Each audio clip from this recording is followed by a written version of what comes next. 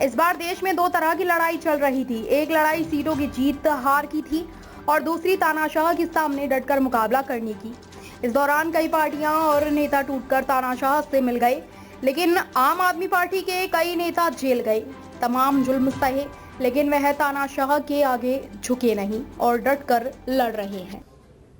साथियों, ये देश के लिए बहुत बड़ा फैसला है, क्योंकि इस चुनाव परिणाम आने से पहले पूरा देश इस बात से डरा हुआ था कि अगर 400 पार सीट अगर देश के अंदर भारतीय जनता पार्टी को मिल गई तो इस देश का संविधान नहीं बचेगा, इस देश का लोकतंत्र नहीं बचेगा।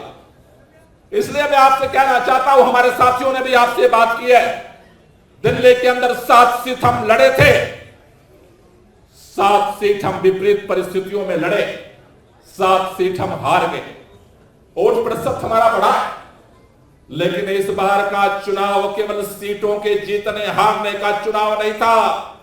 इस बार देश के अंदर 2 लड़ाई चल रही थी।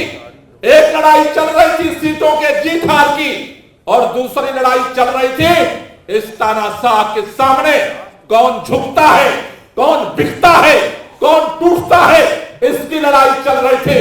जिस दिन अजीत पवार टूटे, देश के सामने सन्नाटा फैला था। कौन कौन पार्टी टूटेगी, कौन कौन विधायक टूटेगा। जिस दिन सिंधे टूटा, उस दिन देश के अंदर यही चर्चा थी, कौन बचेगा, कौन बिकेगा। मैं आपसे कहना चाहता हूं साथियों, सीट की संख्या चाहे जो भी हमारी हो, लेकिन आम आदमी पार्टी के नेताओं ने 2 साल से सत्येंद्र जैन जेल के अंदर हैं, न टूटे न बिके। 1.5 साल से मनीष सिसोदिया जेल के अंदर है, न टूटे न बिके।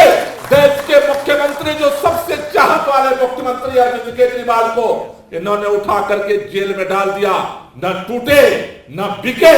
हमारे बीच में संजय सिंह बैठे हैं। आज पूरा देश संजय सिंह का इसलिए सम्मान करता है कि न ये टूटे न ये बिके। हमने तानाशाह के सामने, इस देश के सामने इस लड़ाई में 2 धाराएं थी।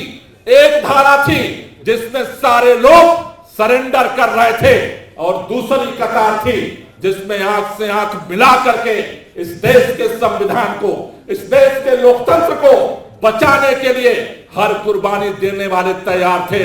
इतिहास जब भी लिखा जाएगा, इस पिछले 10 साल का ये लिखा जाएगा कि इस देश में पैसे के लालच में, ईडी सीबीआई के दबाव में, जेल के डर से बहुत सारे नेता बिके, बहुत सारे नेता टूटे, बहुत सारे नेता डरे। लेकिन इस देश के अंदर क्रांतिकारियों की एक ऐसी भी पार्टी थी जो न बिकी, न रुकी, न झुकी और आगे लड़ाई को लड़ रही है। ये हमने जीत हासिल की।